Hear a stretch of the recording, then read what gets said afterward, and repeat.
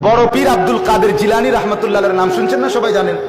তো ওনার কাছে একদিন এক মহিলা আসছে পর্দার আড়ালে, আয়েশা বলতেছে, হুজুর আমার একটা ছোট্ট কথা আছে। তো বলতেছে, কি বলো?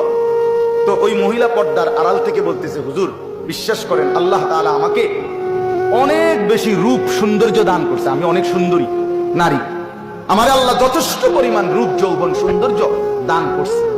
শরীয়তের অনুমতি নাই, এই জন্য আপনারা দেখাইলাম না, কিন্তু মুখে বললাম। কিন্তু হুজুর আমি আসছি একটা তদবিরের জন্য। কি তদবির? আমার স্বামী আমার এত যথেষ্ট রূপ সৌন্দর্য থাকার পরেও আমার স্বামী আমারে বাদ দিয়া অন্য মহিলার দিকে নজর দেয়, সম্পর্ক পরকিয়া, আমি এটা সহ্য করতে পারি না, আপনি আমারে কোনো তদবির থাকতে দেন।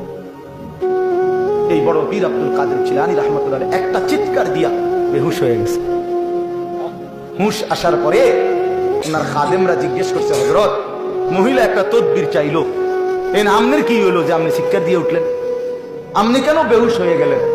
তখন তিনি বলেন, বাবা শোনো, এই মহিলার এই কথা আমারে বহুত বড় এক সবক দিল।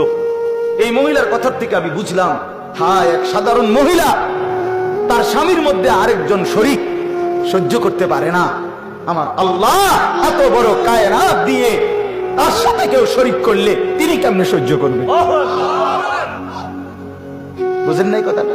এত কিছু দিয়া আল্লাহ আমারে পাইলা, যদি আমি সেই আল্লাহর সাথে শরীক করি আল্লাহ কেমনে সহ্য করবে? আমি বেডির কথা থেকে এটা বুঝছি। হ্যাঁ, কারে বাদ দিলেন ভাই? সারাদিনে আল্লাহর নামটা মুখ দিয়ে বাইর হয় না, কত বড় নিকৃষ্ট মুসলমান।